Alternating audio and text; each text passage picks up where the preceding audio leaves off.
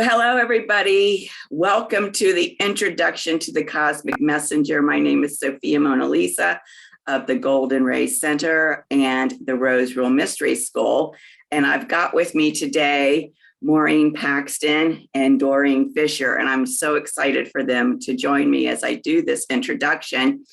The introduction that we're doing today is actually based on this book. It's called the Hermetica Triptycha, and it's written by Gary P Caton, and it's all about the Mercury Synodic Cycle, which is an astrological piece. And you'll find out as we go through the introduction that that's just one of the pieces that's in this book.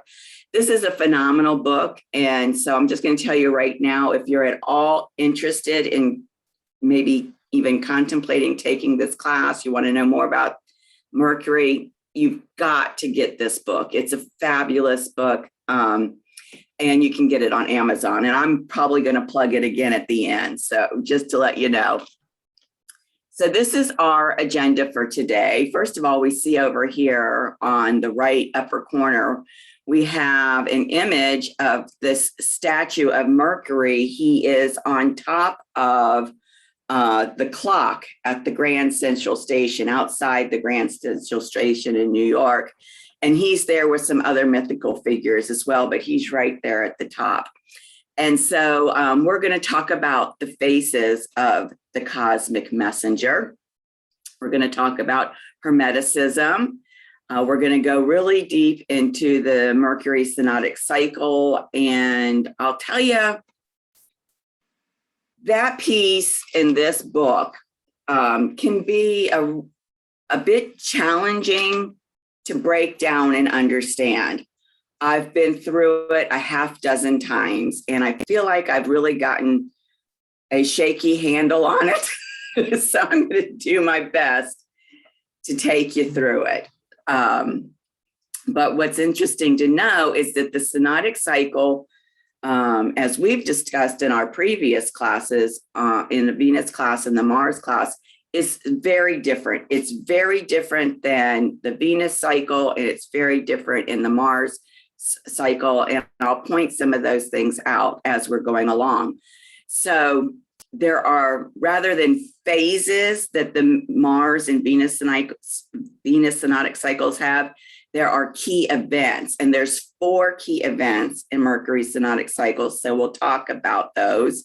Has to do with conjunctions and elongations. And these are all astrological terms, conjunction and elongation.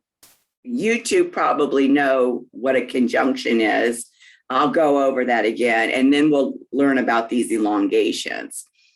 And then the Mercury elemental year, which is what the synodic cycle is based on. It's based on an element and not an astrological sign like the Venus and Mars synodic cycles. So there are some pieces related to the Mercury elemental year that we're going to talk about. And then what I'm doing is I've actually gone ahead and I have looked at our charts, and I've pulled out those pieces related to Mercury from our chart that are related to these pieces. And so we'll go over those. And then what we're going to do is, if you're not aware, we are right now in Mercury Retrograde. It's the final Mercury Retrograde phase of 2021. So we're going to look at our current elemental year, and we're going to look at this Mercury Retrograde phase, and we're going to tie it back to these key events to see what's been going on. Then I'm going to talk about the Alchemy of Transformation and what the monthly investment for this course will be. And of course, always I include opportunity for questions and answers. So I'm really excited to dive right in. Whoops, sorry, getting ahead of myself. I'm so excited. To the faces of the cosmic messenger. So we have to go way back in time to when the Egyptians were on, the Egyptian culture was thriving. And during that time in the Egyptian pantheon, here's an image of Thoth. He was considered to be the inventor of writing, magic, and astrology. And so many people know that he is related to writing, But I don't think a lot of people know that he's related to magic and astrology. And we're going to see why that's significant on the next slide. So then the Greeks came along and they kind of adopted Thoth into their culture, and they named this cosmic messenger Hermes in the Greek pantheon. And here's an image of Hermes. And they referred to him as the divine revealer of sacred mysteries, also related to writing, magic, astrology. We're going to see the three, what they call sister arts, on the next slide. And then the Romans came along and adopted Hermes, and they call that god Mercury. So there's Mercury, Hermes, and Thoth, the gods from these pantheons that we refer to archetypically as the cosmic messenger. And then there's Mercury, the planet, who represents those archetypes in the sky, whose synodic cycle we're going to be looking at. So any questions so far? No, thank you. Okay, great. All right, so this is the really super groovy part, in my opinion. Hermeticism, which of course is a term that's based on the name of Hermes, the Greek god, is a religious and philosophical tradition. And it combines these, what they call three sister arts: astrology, which we're going to be talking about today with the Mercury Synodic Cycle; alchemy, which we're going to just barely dip our toes into at the end; and theurgy, which is magic. So because I'm wanting to try to keep this introductory class to about an hour, we just don't have the time and the scope to go into the alchemy and the magic. However, do not be dismayed, because in our class that's going to start in January, these two pieces are going to be an integral part of the class. And again, in this book, Hermetica Triptycha, there's a whole section, section 2, that's related to this part, the alchemy and the magic, that we're just not even going to scratch the surface of today. So a fascinating read. So here we go. All right, so here are some key things to understand about the Mercury Synodic Cycle. It passes through 3 repeated degrees over 40 days. Now, let me clarify that, and we're going to see an image later. When it's passing through these 3 repeated degrees, Gary Caton, I'm so sorry, let me turn my phone off. Gary Caton frequently says within the book that these 3 repeated degrees are exact degrees. And the truth of the matter is that was with my autism, and my being an Aspie, I take things very literally. So that was very confusing for me. And I had to spend a lot of time reading and rereading over that and looking at the ephemeris that he's put together in the back of this book. And it's not really 3 exact degrees. However, it's an orb of degrees.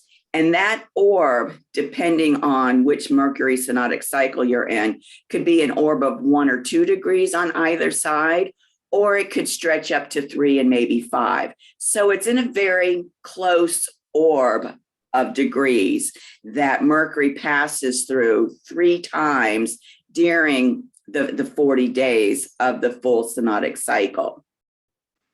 The next thing about the Mercury Synodic Cycle is it moves through 3 signs of one elemental, and this is Gary's word, triplicity. So that means, like this year, it's an elemental air year. So Mercury started out at the beginning of the year going through Aquarius. In the middle of the year, it went through Gemini. And right now, with its retrograde cycle, it's in Libra. So those 3 signs are air elements, and that's why he calls them a triplicity. And so the Mercury Synodic Cycle is based on an elemental return. When will Mercury come back to the air sign? That will be a next return, which is very different, like I said, from the Venus and Mars synodic cycles, which are based on an astrological sign. Right now, Venus is in Gemini, doing her Gemini goddess journey, and Mars, he's going through the Aries synodic cycle, so very different. Now, it cycles through all four elements. And if you're not familiar with astrology, the elements are air, fire, earth, and water. So it cycles through all four of those elements every 6 to 7 years. And so what happens is during a 79-year period, which is considered a typical lifespan, each person will have 12 elemental returns. And what's really exciting that Gary discovered is in that 79th year, Mercury does return to the exact degree of its location at your postnatal conjunction. Now, I know postnatal conjunction means nothing to you right now. We're going to go into it. But what it does is it brings about a full circle moment. So typically, these 40-day cycles that happen 3 times a year are called the short-term cycle. And then each of the triplicities that happen is called the long-term cycle. And traditionally, that's what astrologers looked at. But when Gary discovered this cycle, this 79-year cycle, this much larger cycle, it changed everything, because Mercury, Venus, Mars, these are fast-moving planets that are close to the sun, and they've always been identified as personal planets. The outlying planets, Saturn, Jupiter, Uranus, Neptune, Pluto, slow-moving planets, these have been known as transpersonal planets, and actually Saturn is in that liminal space between the inner planets and the outer planets as the bridge, as the cosmic gatekeeper. So when he discovered this, all of a sudden it changed the possibility that what has been known as a personal planet is also transformational, just like the outer transpersonal planets. And we're going to see some of that as we go into the later slides. So do either of you have any questions about this part of the synodic cycle? So yes. So when it says 12 elemental returns over 79 years, so that's each individual? That's each individual. Absolutely. And when we get to a later slide, I'm going to show you what number of elemental return you've just completed and when your next elemental return is going to begin. And what's really fascinating, because of the alchemical piece, and I'm just going to kind of do a spoiler alert here. What's really fascinating is these elemental returns are really significant in terms of the alchemical transformation, because he takes the 3 stages of alchemy and he's aligned them with what Maureen and I, and if you've been following the Mars classes, Doreen, you'll be familiar too, with the hero's journey. And remember, Joseph Campbell had the three acts of the hero's journey: the departure, which Gary Caton calls the separation, the initiation, and then the return. And so what he does, and he aligns those 3 parts of the hero's journey that Joseph Campbell created to 3 phases of alchemy. And I should have written those names down, but I didn't because I wasn't really intending to go into this very much. But what happens is he takes these 12 elemental returns and he breaks them down into 3 pieces. So the first 4 elemental returns relate to the first part of the alchemy. The second 4 relate to the second part of the alchemy, and the final 4 relate to the third part of alchemy. So it is so rich and fascinating. And, you know, with my Scorpio goddess overtone, Scorpio goddesses are naturally have this innate ability, this natural inclination for magic and alchemy. And so this is just really fueling me in a whole new way. So here we have the picture of the sun with Mercury, because 2 of the major events have to do with conjunctions. And that's, of course, when Mercury and the sun are coming together in the sky. So, and Gary says here, by attuning ourselves to the cosmic rhythms of the spirit of Hermes and ritually arranging the elements of our lives in concert, I believe we can and so for somebody like you, Doreen, who has a Gemini ascendant, and so Mercury as the ruler of Gemini is ruling your chart, this is going to be just like opening you up to incredible magic, is all I can say. It's going to be phenomenal. Okay, so let's talk about the 4 key elements. So,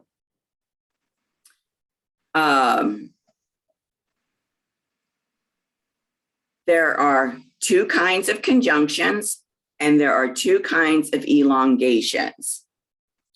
And so the first conjunction is what's called a superior conjunction. That means Mercury has proceeded out ahead of the sun. Oh no, that's not what it means. See, can be very confusing. The superior conjunction is when Mercury and the sun come together, and then Mercury proceeds out ahead of the sun in the zodiac, which we're going to look at that, because clarifying that it's in the zodiac is a big piece. And don't get tripped up on this if you're not understanding it now. It's going to take several times of going through this to understand it. I'm still, tiptoeing my way through it. And then what happens is Mercury goes out ahead of the sun until it goes out to what's called its evening elongation. It can only go out so far. And usually it'll go out about 17 to 28 degrees ahead of the sun, but it won't go any further. So, and when it reaches that evening elongation, which happens as the second event, when it's reached that outer limit, so to speak, that happens above the horizon in the western evening sky. You can actually see that event in the sky right about dusk.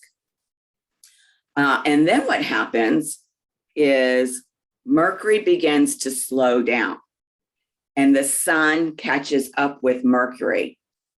And then Mercury appears to stop altogether, and that's what we call stationing for its retrograde.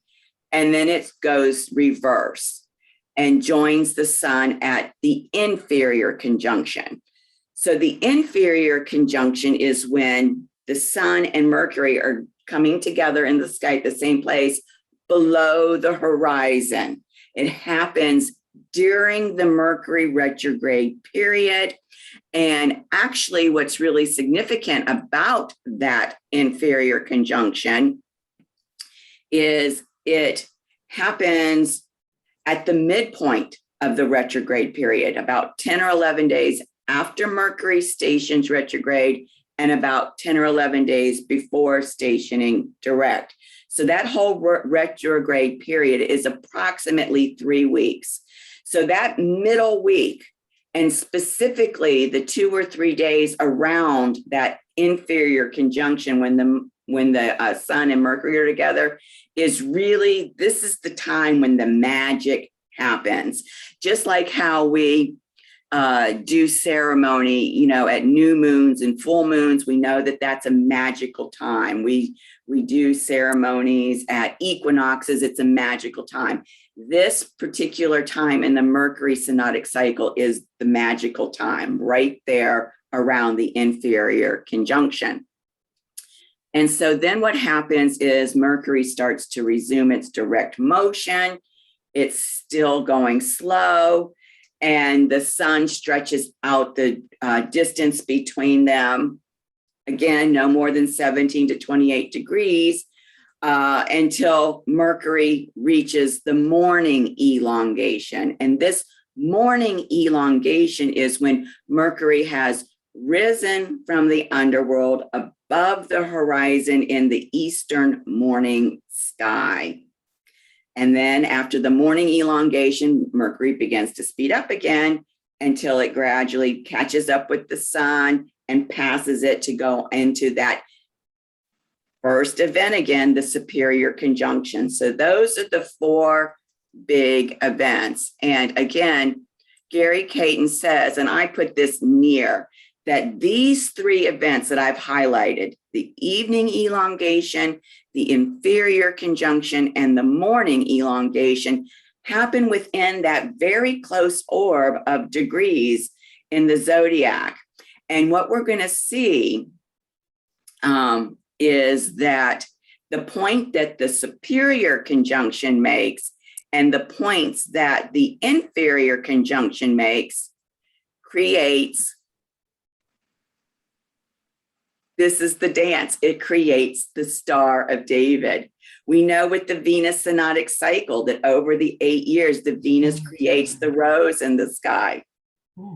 Mercury is creating this, what we call the Star of David, or we could even call the star tetrahedron. And so what happens is here you've got the downward facing triangle that represents the inferior conjunction and the upward facing triangle that represents the superior conjunction. So how do you know if it's a superior conjunction or an inferior conjunction? Well, the big thing for me is the inferior conjunction happens when Mercury is retrograde. If Mercury's not retrograde, then it's the superior conjunction. The other 2 ways that you can tell is with the superior conjunction, Mercury is in a direct motion through the zodiac, and Mercury and the sun are traveling in the same direction. And we're going to see that on what that looks like on the next slide. With the inferior conjunction, Mercury is in retrograde motion through the zodiac, and Mercury and the sun are traveling in opposite directions. Now, I already gave you the information that this year is an air elemental year. So these first 2 inferior conjunctions that happened of the first 2 synodic cycles happened in Gemini, and they happened in Aquarius. And now we're in Libra for this 3rd of the triplicity cycle, and it's going to happen in Libra. And it's actually going to happen on Friday. This is super cool that we're having our class before this inferior conjunction, because that's the magical time when the sun and Mercury are standing together in this underworld. And Friday is the 8th. So October 8th, Friday, is when that inferior conjunction is going to happen. So already we're starting to see magic with Mercury's dance with the sun. Any question about this piece that I've shared so far? So once we hit the 8th, that's when it's retrograde is starting, or we are in retrograde and the 8th is when it's going to transition? Very good question. So we're already in the Mercury retrograde. Went stationed retrograde. I think it was August 23rd. So we're already in that Mercury retrograde phase. Mercury is in the underworld, but now it's coming up to be in the sky with the sun. That's the inferior conjunction. And remember, it's a couple of days either side of Friday. So, even like as early as Wednesday, if you're consciously engaging with that inferior conjunction that's going to happen on Friday and through the weekend, that's the magical time. Okay. And Gary Caton says that the triangle has always been a universal symbol of stability and harmony. Together, these interlocking triangles of Mercury suggest unity, wholeness, and integration between opposites. So even in the synodics, the dance, the image that it's making in the sky with its dance with the sun, it's already embedded into the dance that this is a very alchemical, transformative cycle, because it's bringing together this unity, wholeness, and integration between the opposites. And we know from the mystery schools that they say, as above, so below. And that's demonstrated here with the as above of the superior conjunction points and the so below with the inferior conjunction points. It's just beautiful, in my opinion. What do you think about all this, Maureen? Yeah, it's incredible. All right. I'm real surprised, that it creates the Star of David in the sky. I mean, that's very unbelievable. I mean, I don't know why, because I know Venus creates a symbol, and why not, I guess. But it's really, I just never thought about Mercury that way. Right, right. Well, and that's part of what Gary Caton has kind of dedicated his work to is, back in during the Greek culture and through Hermeticism, people worked consciously with the cosmic messenger, with the planet Mercury. Yeah. And we've lost that. And so he's wanting to bring that back to us. And of course, it makes absolute sense that, especially for Maureen and I, we've been working with Venus and with now Mars, the sacred feminine, the sacred masculine, for over a year now. Of course, Mercury wants to show up and say, hey, I've got something significant to add to the magic for you two Scorpio goddesses.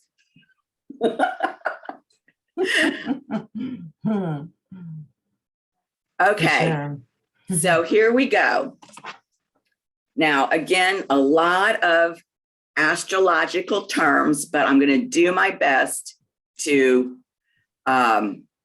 clarify all of this. So here we have the basic astrological chart, the zodiacal chart, right? Starts with Aries, moves all the way around and comes back to Pisces. That's the basic chart. Now, this line here, which we always work with as our ascendant and our descendant, actually represents the horizon and the sky. So here, this is the east, so it's backwards from what we're normally considering. This is the east, where everything rises, and this is the west, where everything sets. So there's two ways of looking at this.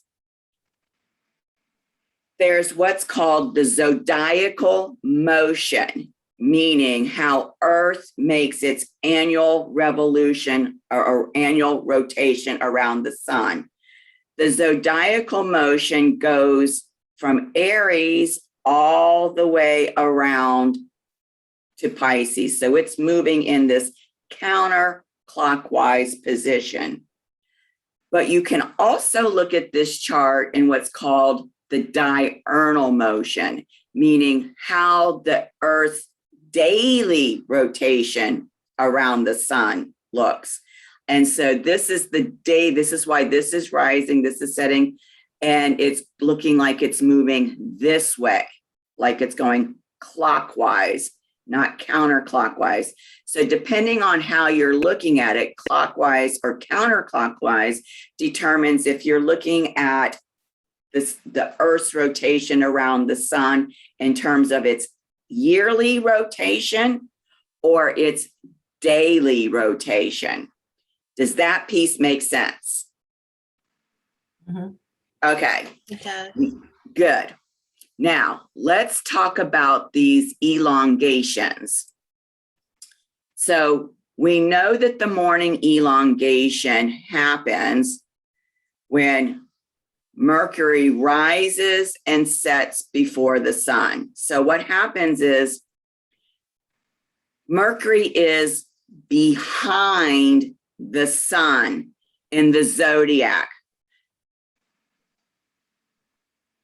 going this way, and it's in front. I think I've got these backwards. See, this is the part that's tricky.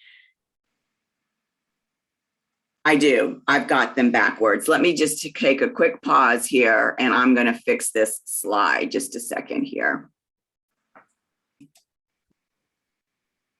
Okay, so here we go. So Mercury is behind the sun in the zodiac. In the zodiac is the key word, because we know, looking at my image here, that Sagittarius is behind Capricorn, Capricorn's behind Aquarius. So Mercury is behind the sun in the zodiac, but it precedes the sun in the sky. So remember, this is the horizon. The sun is rising and setting. So here with the morning elongation, Mercury is going ahead of the sun. It's going to set before the sun. Okay? Does that part make sense? All right. I thought Mercury always, was visible on the horizon sometimes after the sun set. It's the only time I can see Mercury. I don't see Mercury often. Right. That's at the evening elongation or at the morning elongation. The morning elongation, when Mercury rises before the sun, or at the evening elongation, when it sets before the sun. So at the evening elongation, I know it's confusing. Again, we don't have to be masters of this. We just kind of have to have a filmy understanding of it, because we're going to master this through the class. But it's important because these two events, the morning elongation and the evening elongation, are part of the synodic cycle. So in the evening elongation, Mercury is ahead of the sun in the zodiac. Okay, so here, Cancer is ahead of Gemini. Mercury is ahead of the sun in the zodiac, but it's following the sun. Okay? Mhm. And it rises and sets after the sun. So for the morning elongation, Mercury is rising before the sun. For the evening elongation, Mercury is setting after the sun. This is why you can see Mercury in the sky at these elongation points, because it's at its furthest away point. That's what the elongation is. Think of like a rubber band that you're stretching. How far can you stretch it before the rubber band breaks? And it's not going to let it go that far. It's going to bring it back again. Okay. So it's, yes, ma'am.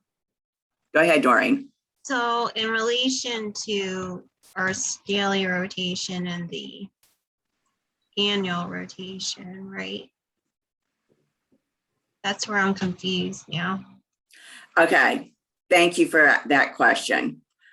Because we can see here in the chart that when we're looking at the Earth's daily rotation, we're moving clockwise, right?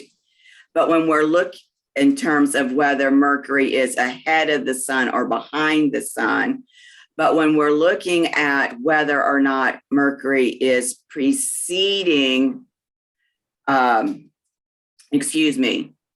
whether Mercury is behind the sun in the zodiac or ahead of the sun in the zodiac, we're looking at the annual rotation because it goes like this. So we know, starting with Aries to Taurus to Gemini, Aries is behind Taurus, Taurus is behind Gemini, Gemini is behind Cancer. So it is blending both, looking at the daily rotation clockwise in terms of whether Mercury is ahead of the sun or behind the sun, but also the zodiacal counterclockwise in terms of whether Mercury is in a sign ahead of the sun or a sign behind the sun, right? So that was going to be my next question. So it's not necessarily synonymous that Earth's daily rotation is always an evening elongation. So is that correct or not correct? So Earth's daily rotation, is it always an evening elongation?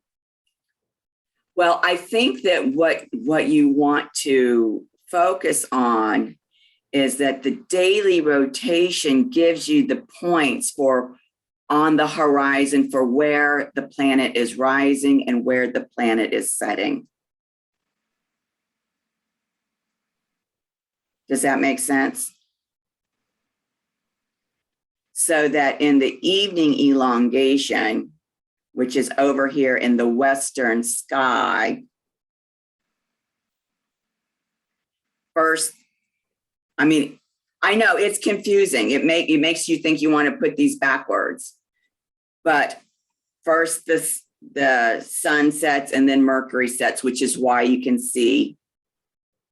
Again, don't allow your brain to get like caught up in all of this part. I just really want you to understand at this point the morning elongation and the evening elongation, because there's significant points, events in the synodic cycle. We'll master this later, okay? Like I said, I had a really tough time myself even pulling this picture together for you, okay? So just know that the morning elongation happens in the eastern morning sky and the evening elongation happens in the western evening sky. Just hang on to that piece, okay? Good, good, okay. So moving on then. We've got the 4 points. We know what the pattern of the points are. Superior conjunction, evening elongation, inferior conjunction, and morning elongation. Those are the 4 events, okay?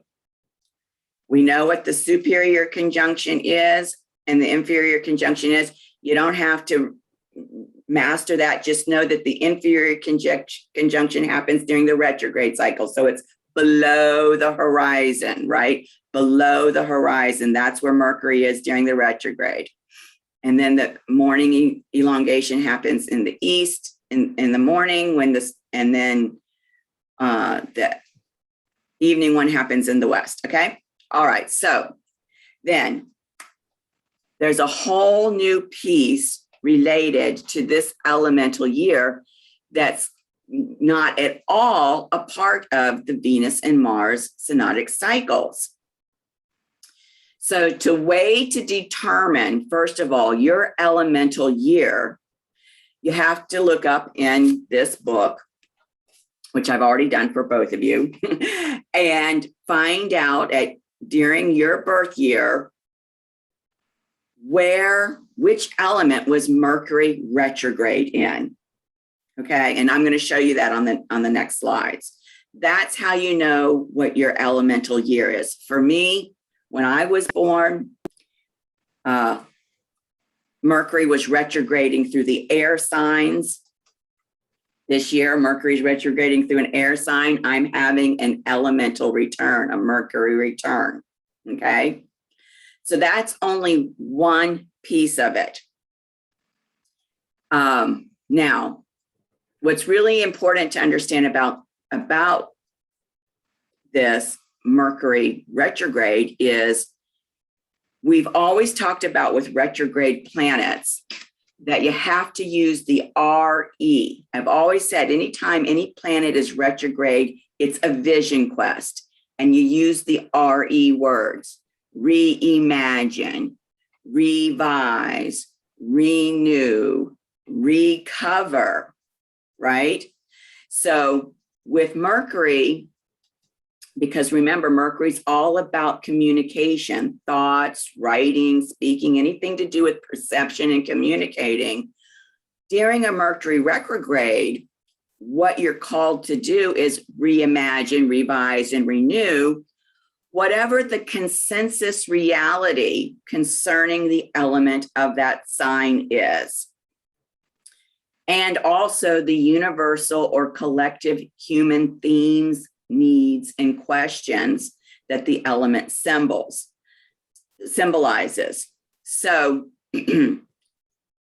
this is taken from his book, and I know he talks about the element of the sign in this. And a lot of people, unlike Maureen and I, who have done work with the elements, aren't really going to understand what the elements are all about. We'll get more into what the elements are all about in the class, because all the work that we've done so far has been related to the actual sign. What does the sign of Aquarius have to do with? It has to do with freedom. What does the sign of Libra have to do with? It has to do with balance, that kind of thing. So it's, again, it's a kind of a different emphasis that way. However, what we discover here is that, remember, there's 3 signs that Mercury is retrograding in during your birth year. When you are born, Mercury has had an inferior conjunction, right? The conjunction between the sun and Mercury in the underworld during that retrograde period before you were born, which is called prenatal, a prenatal inferior conjunction. And then after you're born, Mercury will go through a retrograde cycle and have an inferior conjunction, Mercury and Sun coming together. That's called a postnatal. In your chart, the chart that's cast at your time of birth, the sign and house where the prenatal inferior conjunction happened and the sign and house of where the postnatal conjunction happened are significant for you individually. And we'll look at that now. Okay. So for the sign and house where Mercury and Sun came together in the underworld during the retrograde period before you were born, the sign shows you in terms of, thought forms of the status quo, where you as an individual are going to be breaking apart those thought forms because they've become old and stagnant. And the house that occurs in is how and where you're going to feel restless and instinctively drawn toward unconventional expressions that run counter to established traditions.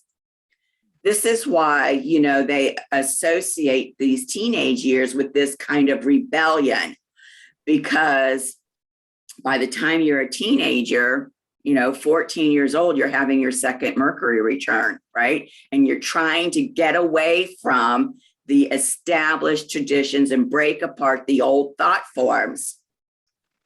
So what happens is that person has come in to show humanity and the collective answers that we have come to accept for basic themes and needs and questions are no longer applicable. You know, what you've done before doesn't work. And so what it does is it serves to break up the established order, which in turns allows space for something new to emerge. And what I'm seeing in my head is, think of Elvis Presley. You know, he grew up poor. They were so poor that they had to live in the projects area, which was on the, what they called at that time, the other side of the tracks, right? And so he was very much influenced in his music by the Black American culture of music, because that's where he grew up. He hung out with those Black musicians. He learned their style of music. And then when he got onto the world stage, or let's just say the national stage, right? There was a lot of controversy because they didn't want a musician playing Black music. They didn't want a white musician playing Black music. That was like a huge controversy. And so you can see how Elvis played this role of even breaking down this. He was like the precursor of the civil rights movement in terms of breaking down barriers between Black culture and white culture. So I haven't looked at his chart. I should do that. But that's something that would have been related to where Mercury had its, you know, conjunction with the sun in retrograde, the inferior conjunction before he was born. Now, after you're born, the sign and the house also have a significant impact on you in terms of, you know, what drives you, what your interests are, where you're going. And so the sign is helping you to find and bring new contents welling up from the collective unconsciousness into your own personal expression. Well, see, this idea of breaking down barriers between the Black culture and the white culture was already coming up from the collective unconscious. Elvis just brought it into his personal expression before anybody else was, right? In a very public way, let's say. And what happens is you bring it into your personal expression to replace the remnants of, right, what doesn't work anymore, which isn't applicable anymore, the fading status quo. And the house causes the individual to feel instinctively called toward communicating or expressing in an avant-garde fashion, seeking out new and cutting-edge expressions that are arising from the collective unconscious. And so what that post-natal inferior conjunction is doing is it's serving to bring together and establish a new order, which keeps the societies alive and growing and capable of responding to change. So you see, this is a whole new influence, planetary influence, than what we have experienced before or looked at before with the Venus and Mars synodic cycles. Does this piece make sense to you? And these are these counted as the first two of your 12? No. Oh.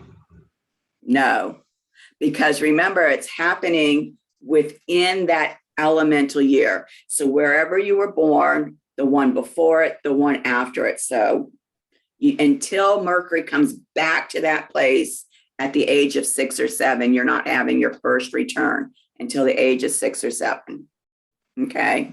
Did that answer that question? But you can see based on when you were born and where these signs and houses are, it's tremendously influencing what drives you, so to speak. Okay.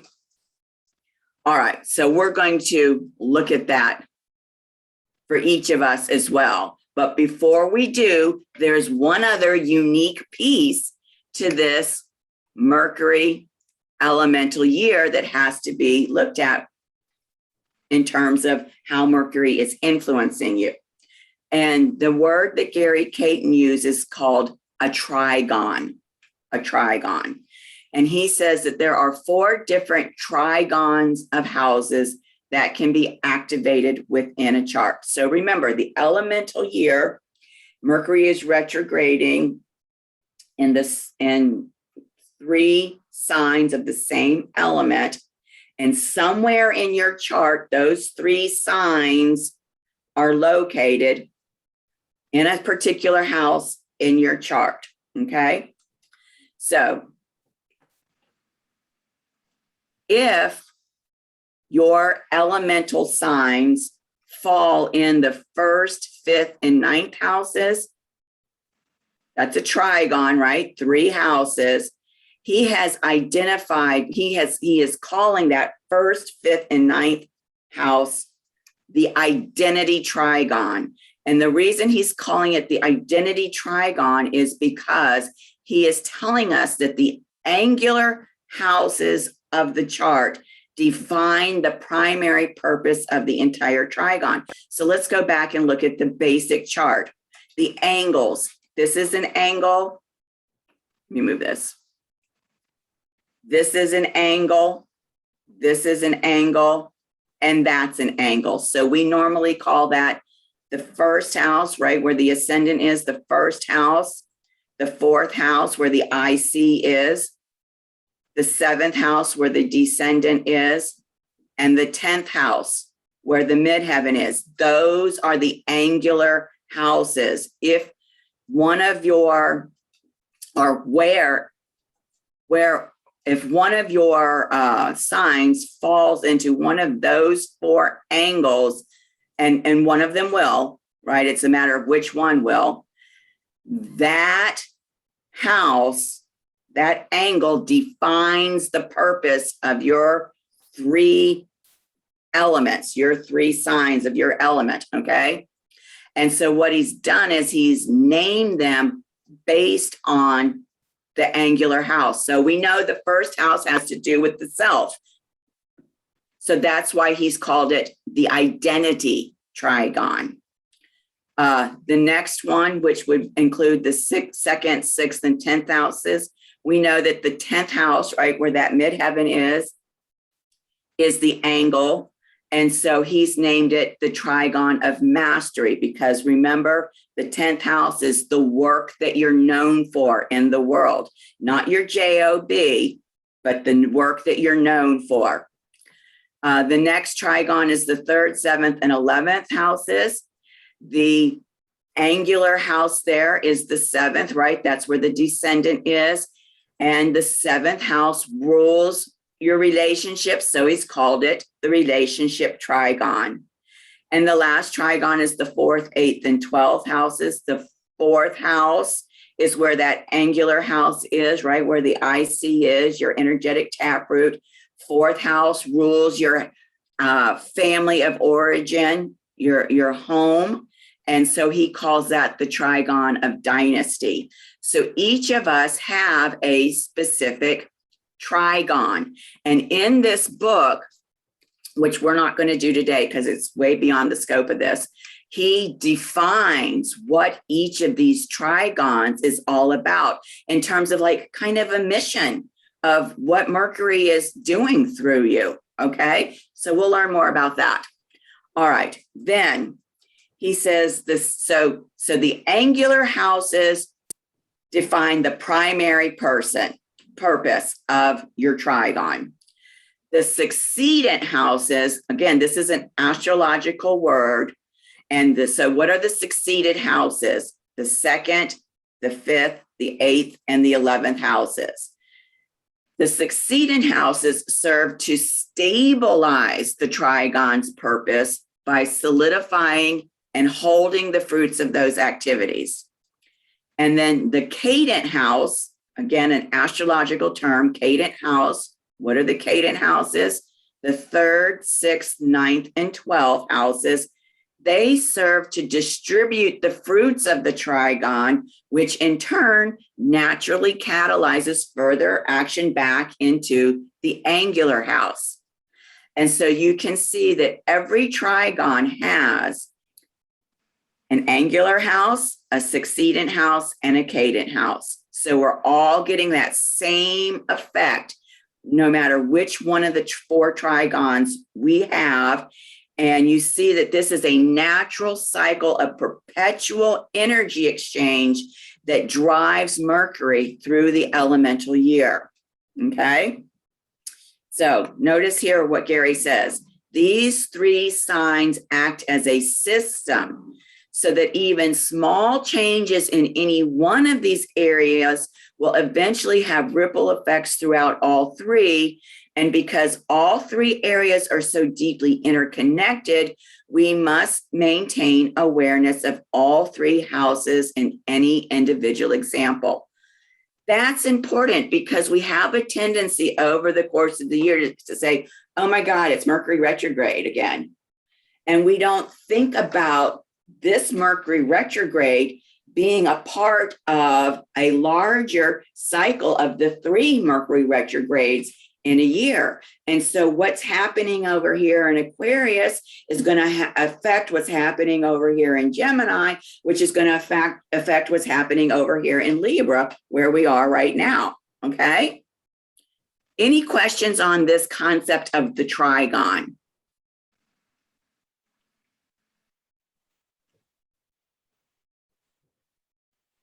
Okay, let's look at this information related to each of us in terms of delineating our personal charts. So I just went from the eldest to the youngest, just to let you know. So we're starting with Maureen. Okay, so what we know now about Maureen is that during her year of birth, Mercury was retrograding in the water signs. So anytime Mercury comes back to the water element is when she will have a Mercury return. And, you know, I guess I should have put up here parenthetically for those that don't know like we do, the water signs are Cancer, Scorpio, and Pisces. Okay. So Maureen, you have just completed your 10th return, your 10th Mercury return. That was completed February 7th of this year. Remember in January when I said you're having a Mercury return, I'm having a Mercury return at our birthdays? Do you remember that? And I said, and we should do charts about our Mercury returns. Do you remember that? No. Yeah. Yeah. See, even back in January, I was already tapping into this. So your Mercury return was completing February 7th. Mine was just getting ready to start. Okay. That's why in January, I was already tuned into this. Remember, Maureen and I have our birthdays one day after each other. I'm on the 8th. She's on the 9th. All right. So this information in terms of where's my prenatal inferior conjunction and where's my postnatal inferior conjunction, he's got it all in this book. And you can find it in the ephemeris, but I've done the work for you guys. Okay. Thank you. So Maureen, your prenatal inferior conjunction happened in Scorpio. Oh. No surprise. This is why you are even more so aligned with these Scorpio energies. You've got it on your ascendant. You've got, the Scorpio goddess overtone, and now you see that with Mercury being in this water element, it's in your prenatal inferior conjunction. So what does that mean?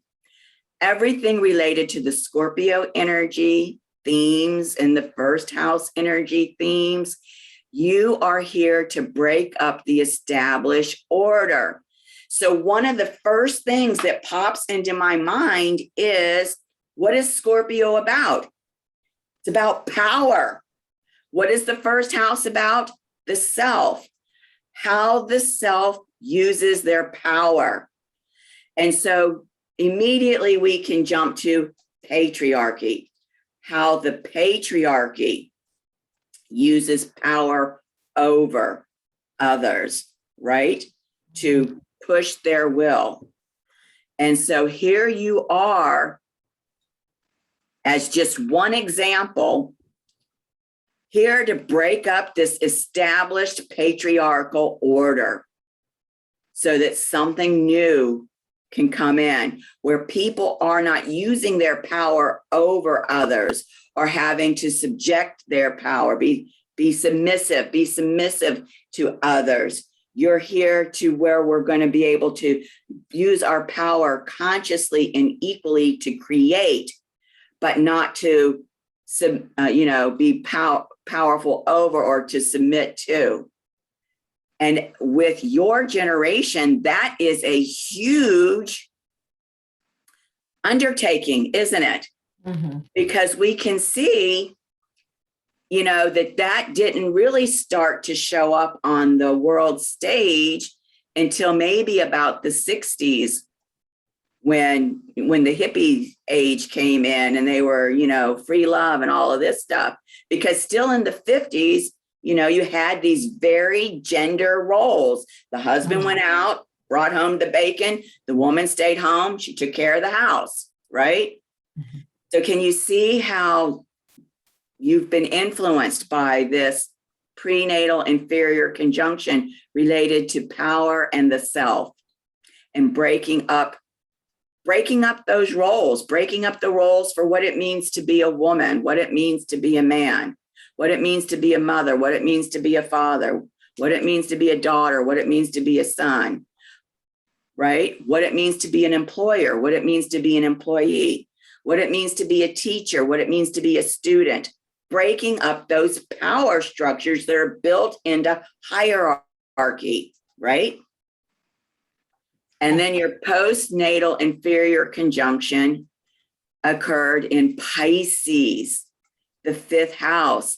Fifth house is all about creation. What are you creating? From unity consciousness, right? That's allowing that conscious equal partnership to be able to come in. I see you as a master and recognize you as a master. You see me as a master and recognize me as a master. And so this is where you're driven to bring together and establish a new order that keeps our societies alive and growing, capable of responding to change. And where are you seeing that most recently after having just completed that 10th return?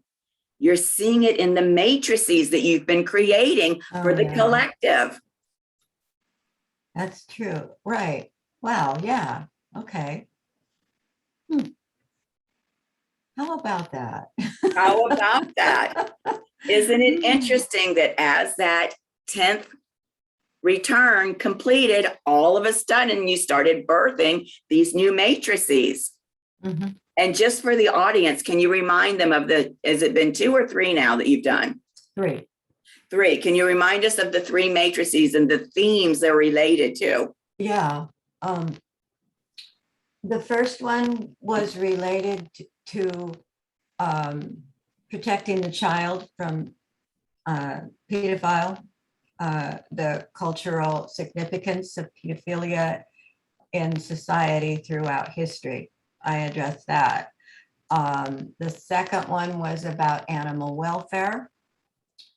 And the third one was about gather the tribes. It's the women who come together, who are developing the new world order. It's the women who are addressing this to bring a more balanced ideology back.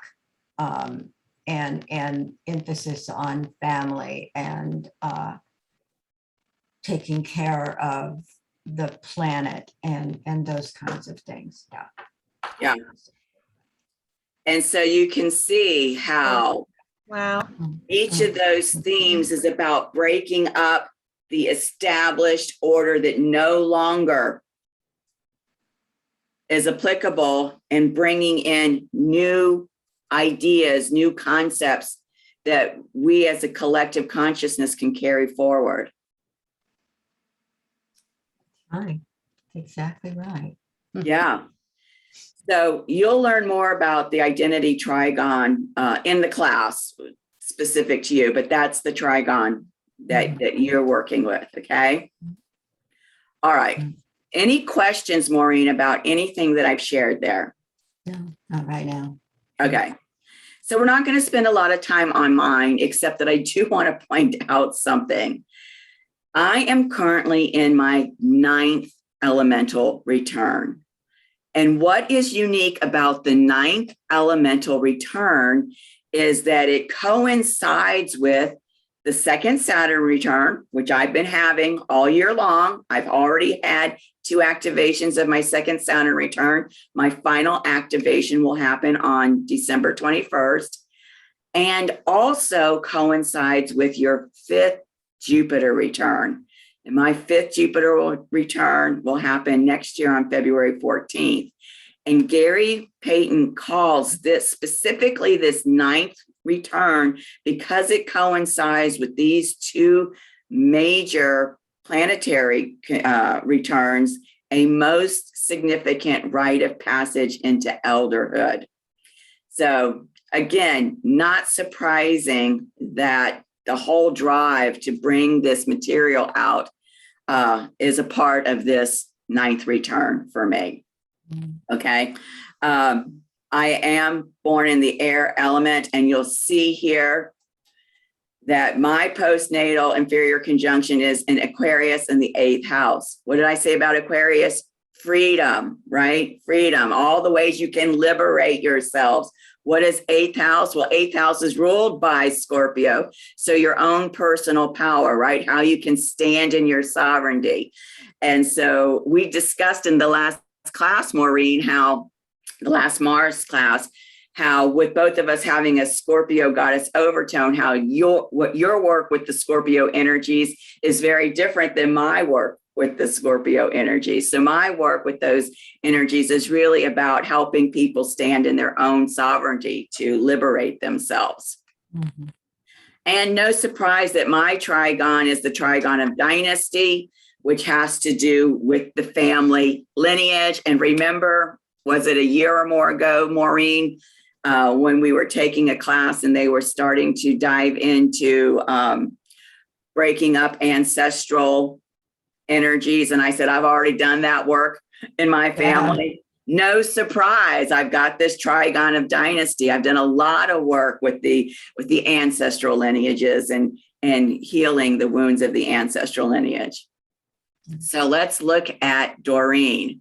Now, let me just say before we get to Doreen that she is very unique. I believe that. Yeah. And that's because only 20% of the people are born when Mercury is in an elemental year that's moving from one element to another. And Doreen, you're a part of that 20%. And so when you were born with the Earth elemental return, and that's where your pre-natal inferior conjunction was. It was in the Earth element of Virgo. But you were right there where it was transitioning from Earth to fire. So your postnatal inferior conjunction is in Sagittarius. Very unique, only 20% of the people. This is what makes it even more unique. When Mercury was having its inferior retrograde before you were born, it was conjunct the planet Venus. And then when it was having its inferior conjunction after you were born, it was conjunct the planet of Jupiter. I mean, that's just phenomenal. Just phenomenal. And so what happens is you come to a place in your life where you realize that as an individual, you have shifted from the earth element into the fire element. And only you can know that. And I will just say that right now, Doreen is having her Chiron return, which is a huge initiation point. And if you haven't yet recognized when we go through the class that you've already shifted from earth to fire, I suspect, Gary doesn't talk about this in the book. However, intuitively, I suspect that this Chiron return could be that shift from the earth element to the fire element for you. Okay. So he says here that this transition between elements suggests that these individuals are here to make important transitions, both in their personal growth and karma, as well as in the Dharma or collective contribution. This means, this can mean there will be a significant and important transition in the life of the individual, such as that they live two very different lives within one lifetime. Or it may mean that they can learn to live their whole, that should say, life with 1 foot each in two very different worlds. So again, only you will know which of those are applicable to you. You're also a part of the identity trigon in the earth element, as is Maureen. But with the fire element, you shift into the trigon of mastery. So feeling into, do you have this book yet, Doreen? I don't. Because I know I've referred you to this book before, right? Mm-hmm. You need to buy this book today. So that you can read about these trigons and feel into where you are. Do you have 1 foot in each? Are you moving away from one into the other? Mm-hmm. You know, start feeling into that. Mm-hmm. So is there anything about your information? Oh, forgot to tell you, you have completed your 7th natal return, your 7th Mercury return. You completed that December 11th, 2017. Oh. So the next Earth return starts January 7th, 2023. The next fire return is April 11th, 2024. Just so that you know when those returns will be, when you figure out which element you're aligning with. Mm-hmm. Mm-hmm. Mm-hmm. Okay, so coming up. Yes. Yes. I can see that. I feel like I'm shifting right now a lot in regards to my own personal growth. Yeah. It's where I feel like I'm at right now. Yeah. And I feel like what I can learn from that, right, to share with others is kind of where I'm at right now. Right. And let's look a little closer at your postnatal inferior conjunction. You know, first of all, Jupiter is the ruler of Sagittarius, and we know that Jupiter amplifies, expands anything it touches. So Sagittarius is about the quest for truth. And in the 6th house, this is your day-to-day life. How is everything about your day-to-day life, your day-to-day routine aligned with your personal quest for truth, the meaning of life?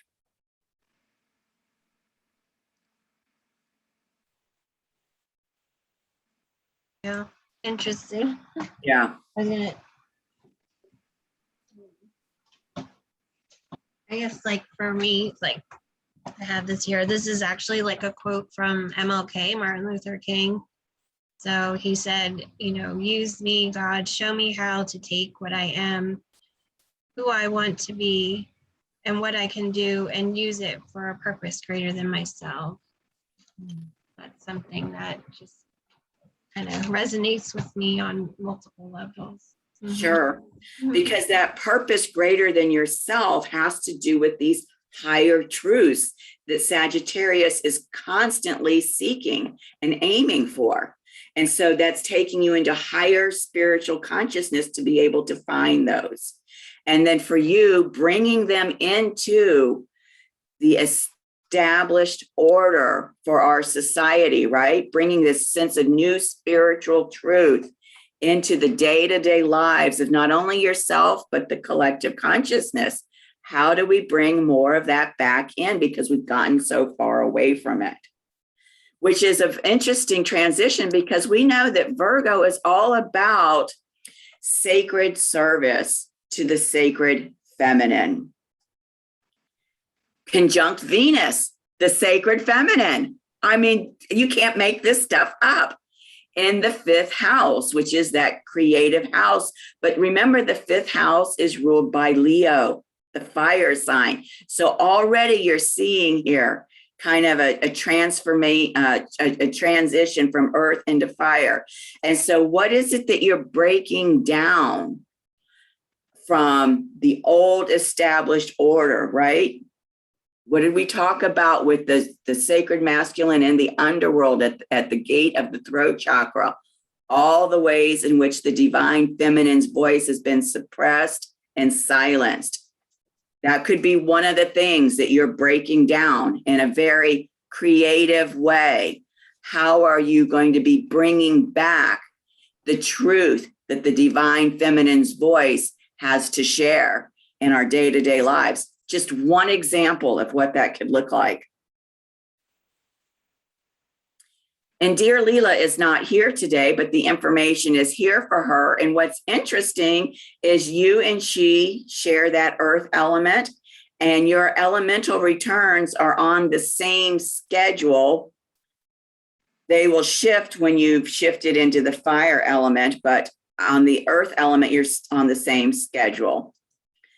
And hers have to do with Taurus and Virgo, and she has that trigon of mastery as you have with the fire. So it's interesting, the similarities between you and Leela.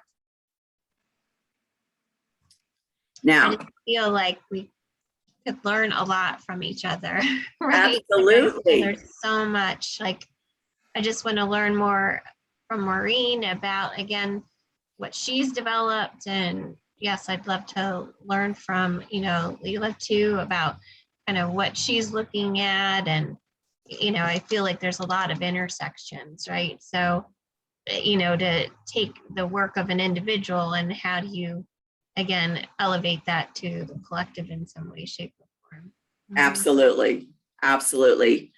So just like you are a part of the 20% that are born where Mercury is transitioning from one element to another, there is this group of people. We are not a part of this group. Less than 1% of people will be born on the actual day of an inferior conjunction. So that's pretty groovy to know. I wonder if that is MLK, right? Like Martin Luther King. Like, I wonder, when I think of that, that's who I think of, right? Like someone of that elevation, right? That development. Mm-hmm. Yeah. I will look at his chart and send you a text and let you know. Okay. Okay. So now that we've looked at our personal charts, I just want to let anybody know who may be watching this video at any time in the future. If you would like to know that same information about Mercury in your personal chart, you're free to email me. I must have your full date of birth, and I will send you that information for you. If you've purchased this book and you're having trouble figuring out and just need to have me maybe confirm what you've figured out, because I can tell you that this book can be a little challenging to read from time to time. Feel free to send me what you've worked out and I'll look at it and confirm or tweak it if need be. So anybody now or in the future watching this, feel free to send me an email request and I will just do that for you. Okay, so let's look at the Mercury elemental year. We're in this air elemental year. It runs from February 8th to January 6th next year. As I said, this is my Mercury return year. And where we are right now is we are in the third and final Mercury Synodic Cycle. Oh, and I said the wrong date. I must have been thinking of something else when I said August 23rd. Mercury stationed retrograde September 27th. Okay, and he's stationed retrograde at 25 degrees of Libra. So that's when this final retrograde phase of the year began. But remember, the retrograde phase is just a minuscule part of the entire 40-day synodic cycle, right? The retrograde period is three weeks. The entire synodic cycle is 40 days. And so in our classes, our Venus classes, we've just been looking at the retrograde period. When is it stationing retrograde? When is it stationing direct? And when does it return to the retrograde point? So we've just barely been scratching the surface in terms of looking at Mercury in terms of its whole synodic cycle. So let's see. Remember the 4 key events in order. The superior conjunction, that's when the sun and Mercury come together. That happened on August 1st at 10 degrees of Leo. Then we have the evening maximum elongation, right? That happens in the western evening sky. That happened this month on September 13th at 19 degrees of Leo. I have the sun is at 20 degrees of Scorpio. So Scorpio is after Libra in the zodiac. And at that maximum elongation, Mercury was at 19 degrees of Libra. Then we know that Mercury stands still, right? He stood still on the 27th. So from the 13th to the 27th, he stood still. He started going retrograde. Oh, I said it was Friday. Pardon me. That inferior conjunction is happening Saturday. So from about Thursday through Monday, pardon me, October 9th is when the inferior conjunction, Mercury and the sun standing in the same place in the sky in the underworld. That will happen at 17 degrees of Libra. And then we'll have the morning maximum elongation. Mercury will be at 14 degrees of Libra on October 25th, and the sun will be at 2 degrees of Scorpio. And so this is an important piece to know about this dance between the sun and Mercury, right? One goes ahead, the other catches up and goes ahead. We will never find the sun and Mercury more than 28 degrees apart. Mercury always dwells in either the same sign or the adjacent sign to the sun. We know that Libra and Scorpio are adjacent to each other. The amount of the maximum elongation varies from cycle to cycle, but the maximum elongation for any particular cycle is never less than 17 degrees and never more than 28 degrees. And so we can see here that this is, you have to remember that there's a 0 degree. So this one is at about 17 degrees. This one is about at the 28 degrees.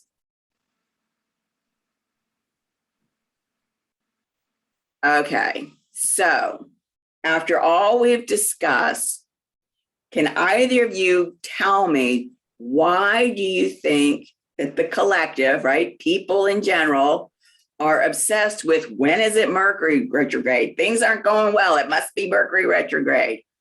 Why do you think that the collective is obsessed with Mercury retrograde?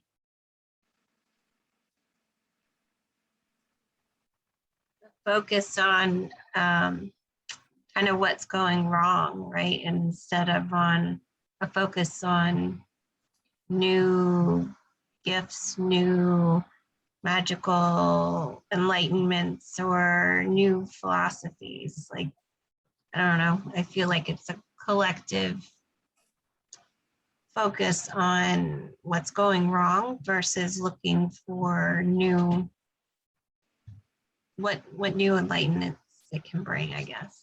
That's a very good insight. How about Maureen?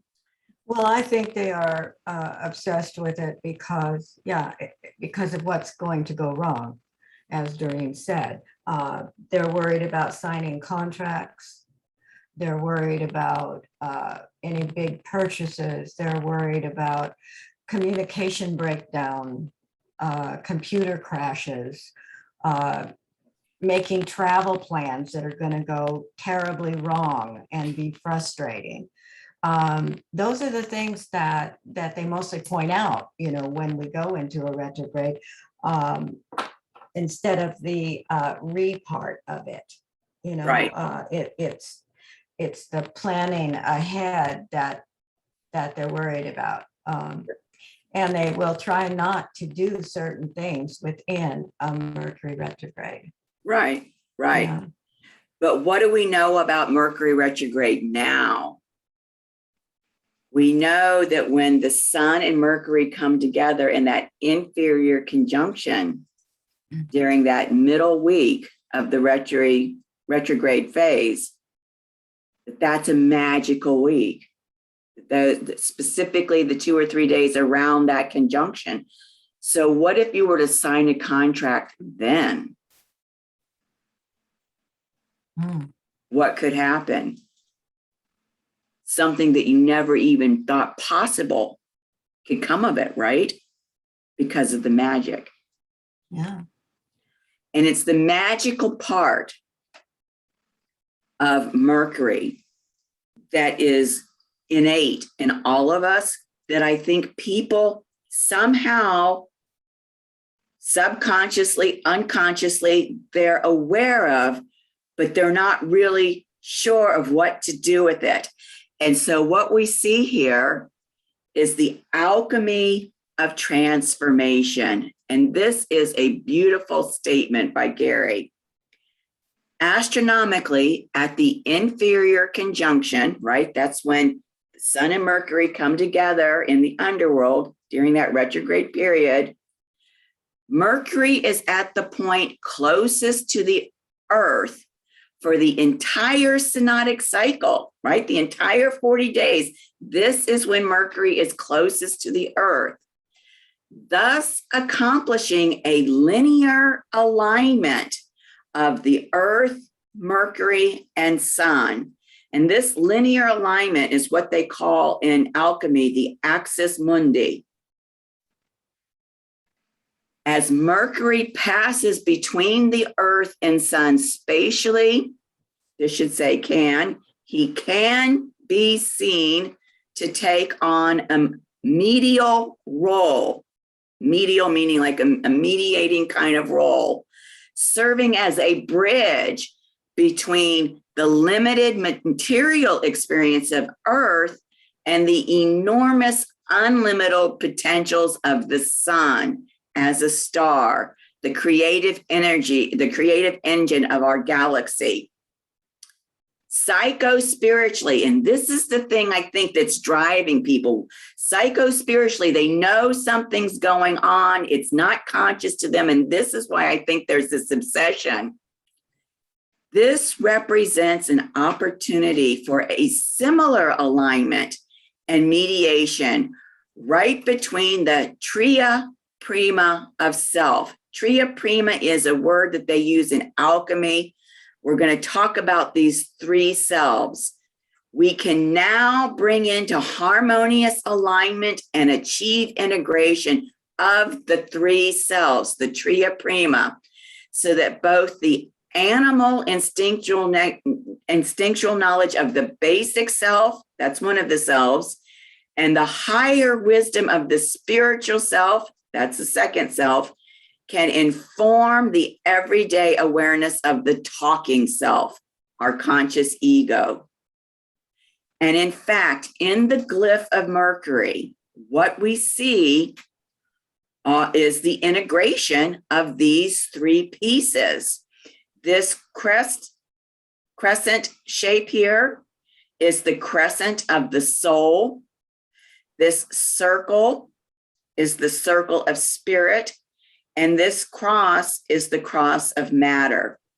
And Gary says the three elements of the glyph symbolize the potential alignment between the three selves. This is the alchemy that happens every time we go through a Mercury Synodic Cycle. And so, we're talking 3 times a year for 40 days. We're going through this alchemical transformation, and specifically during Mercury retrograde, when the Earth and Sun and Mercury are aligned, we have this potential to align and integrate these three selves, the spiritual self, the talking self, and the basic self. So alchemy is built in to this synodic cycle and into the glyph for Mercury. Isn't this amazing? Yes. I'm just loving this. Yeah. Go ahead. So my question is, so every time we go through that 40-day cycle, every time, does this have that potential for us to integrate our basic spiritual and talking self, or is it something that is constantly evolving every time we go through a different one? Like, is it creating that potential? And is it, again, for us to kind of grasp that, or is it happening every time and it's just evolving over time? So that's a really good question. And I would say that something is happening, whether you're consciously engaged with it or not, something is happening. And as I said, I think that this is why, the collective is so obsessed with the Mercury retrograde, because this integration point is happening right smack in the middle of that retrograde phase. And we also know from working consciously with the Venus Synodic Cycle and the Mercury Synodic Cycle that when you start to consciously engage the alchemical process, it's like exponential in terms of the transformation that you're experiencing, right?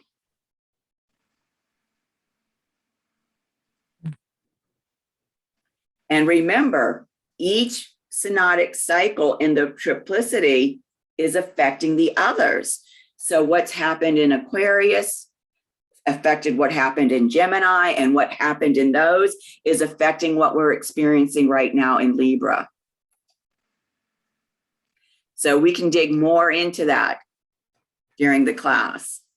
So I'm really excited to bring Mercury, to the Rose Wheel Mystery School, and to bring this alchemical piece in as well to the program. Loving it. Yeah. Processing it. I'm still processing it all. Yeah. I'm loving it. Yeah. Well, and so let me go back and remind you, buy this book, Maureen and Doreen, today. And what's the, again, title and author is Gary? It's Hermetica Triptycha. Here's the title of the book, Hermetica Triptycha, Gary P Caton. You can get it on Amazon.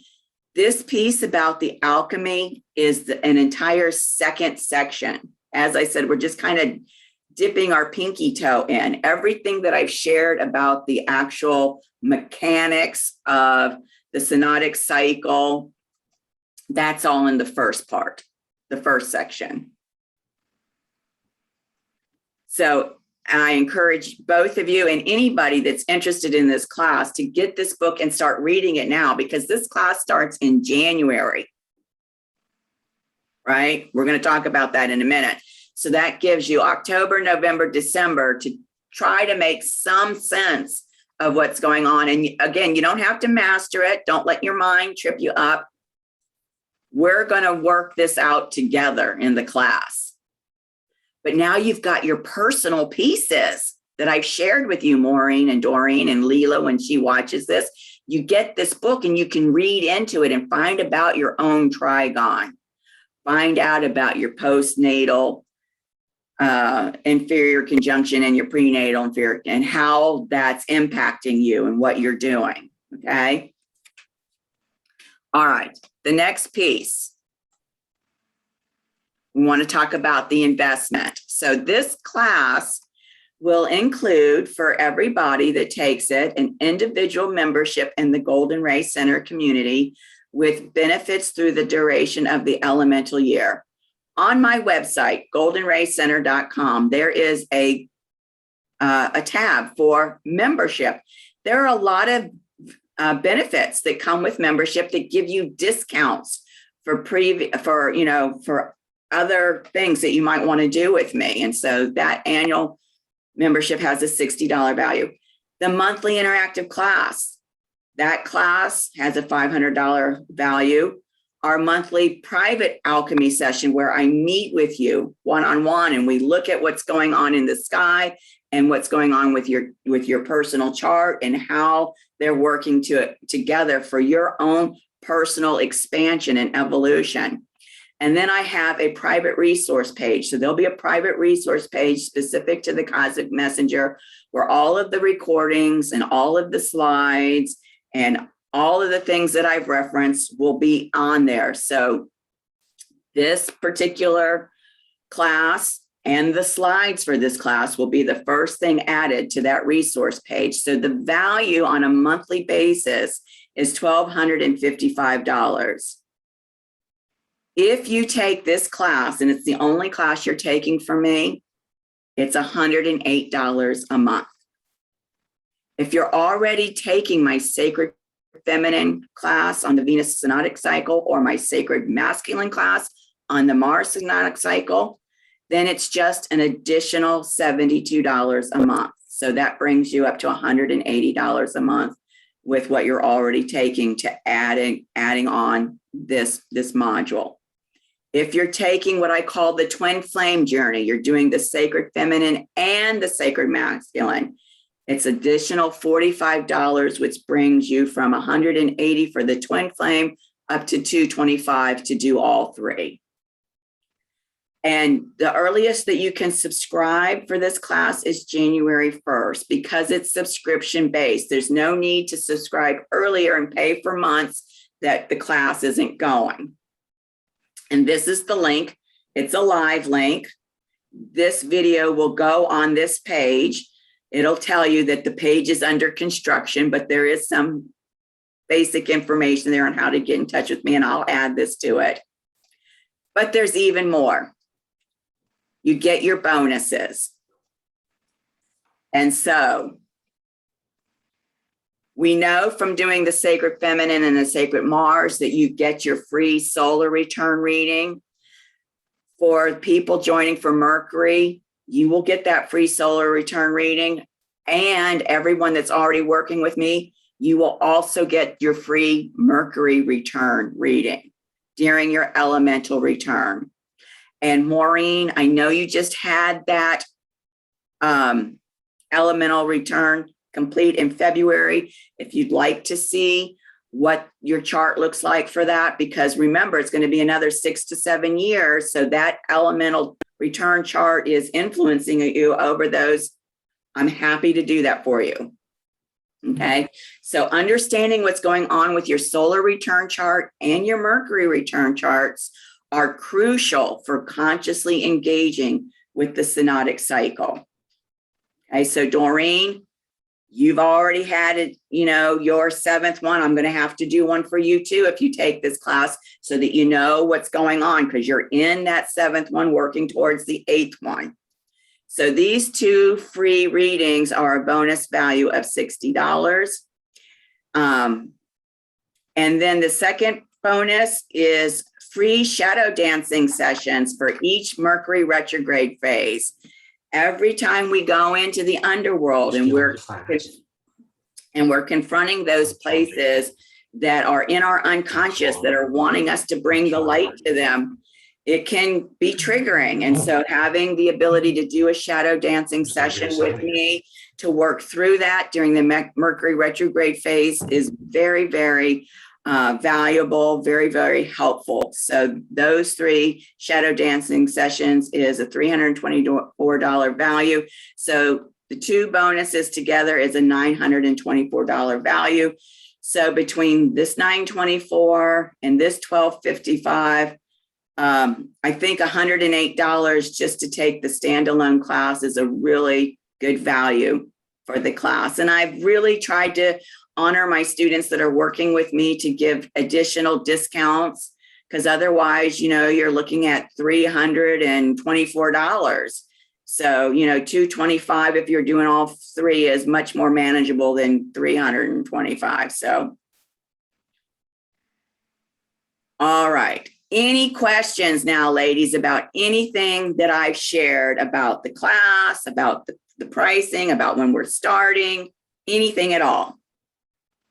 So in January, are we gonna meet, like what would be our timing as far as scheduling? Not to the day, but I mean how often do we meet then per month?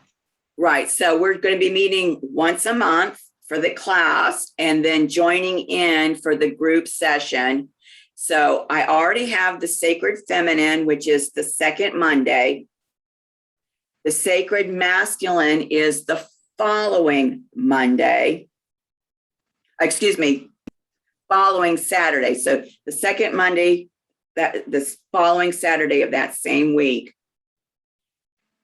The Saturday after the Sacred Masculine is the group session. So I think it needs to be somewhere in that week following the Sacred Feminine and the Sacred Masculine so that we can be there for the group session. So we can discuss it amongst us. I know you're the one with the work schedule, and I don't know if there's a day of the week and a time of the week that's more convenient for you, but I'm willing to hear your input on that, because with Mercury ruling your chart, I feel like this class is really significant and important for you. No, so I'm very schedule it when it's not going to be a huge scheduling conflict with your work schedule. So the group, all the groups are going to meet together at the same group meeting. Yeah. Understanding. Okay, great. Yeah. So, and that's typically the 3rd Saturday of the month. Typically, right? Because with everything hinges off of the 2nd Sunday. The 2nd Monday. The 2nd Monday is Venus. Right. The Saturday of that week is Mars. And then the following Saturday is the group session. So we have that Monday through Friday before the group session to schedule the Mercury. And you can get back to me on that. Yeah. Nope. I will. Thank you. I already have some thoughts, but I'll wait to share it with you individually. Okay. Yes. Thank you. Great. Maureen, any questions, comments? Nope, I'm good. Well, I wouldn't say I'm good. I appreciate all the work you've done. It's good. And there's a lot to dive into. There's a lot to dive into, especially, we're so used to working with the Venus and Mars cycles. And this is so far and gone different. It's like a whole paradigm shift for us. All the planets probably have something significant to their cycles, and how it's a little bit mind-blowing to try to, I mean, if you were wanting to figure out what all those cycles were and what they meant exactly in your chart. Ooh, Right. I know that it affects us whether we are aware of it or not, but it's I just never thought of it that way, that every planet has a cycle. Yeah, absolutely. Absolutely. I just love the alchemy component for this. It's just, yeah. Yeah, Amazing. absolutely. Absolutely. So this is, whoops, sorry. That's my final slide so that anybody watching knows where that they can go to find the Mystery School, and also find us on YouTube. I do have a channel there, and I've got two playlists right now, a Sacred Feminine playlist, a Sacred Masculine playlist. And now with this class, I'm going to add a third playlist for the Cosmic Messenger, which will be there for our classes when we start in January. So you can find me on YouTube as well. So I cannot tell you, both of you, how much I appreciate you showing up for this today and all of your contribution. It's been really fantastic. And it was such a thrill for me to look at your charts and be able to share that personal information with you. Oh, thank you for that. Again, thank you. I'm just excited that there's so many layers to this piece and so much to learn and absorb, and again, a whole new way to look at, Mercury retrograde, and just so there's just so much to this. So thank you. Thank you for sharing what you've learned so far, and just a small little piece of, there's so much more to it. So thank you. You're welcome. You're welcome. And remember, Saturday is that inferior conjunction, Mercury and the Sun together in the underworld, that magical place. So from about Thursday to Monday, however you choose to consciously engage with that, to bring that magic into your life in terms of what it is, that you want to create and manifest, go for it. Okay. All right, loves. Thank you so much. I got to stop my share here so that I can. All right, there we go. Now I can end it. Thank you so much. It's so good to see both of you, and I'll see you soon. Thank you. Okay. Thank you. Bye-bye, everybody. Bye-bye. Bye.